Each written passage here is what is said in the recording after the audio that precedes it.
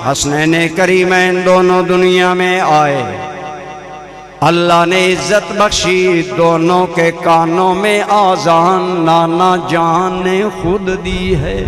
उन्हें पहले दिन घुट्टी सरकार ने खुद डाली, और जब परवान चढ़े मोहब्बतें इज्जतें तौकीर मिली। मोहब्बत ये है, आपके मेरे भी बच्चे हैं, हम भी बच्चों को सीने से लगाया करते हैं, हम भी बच्चों को चूमा करते हैं, लेकिन हसनैन को अनोखा प्यार मिला।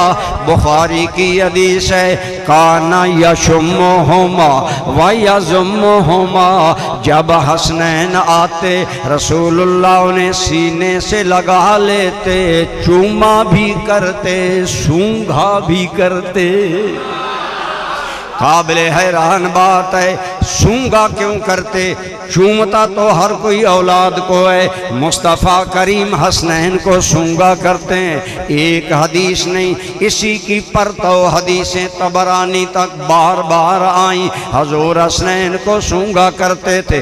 जब सवाल हुआ आका आप सूंघा करते हैं हसनैन को, जवाब दिया लोगो हुमा रैहानता या मिन दुनिया, इन्हें मैं इसलिए सूंघता हूँ, ये मेरे मुस्तफ़ा के दुनिया में दो फूल हैं।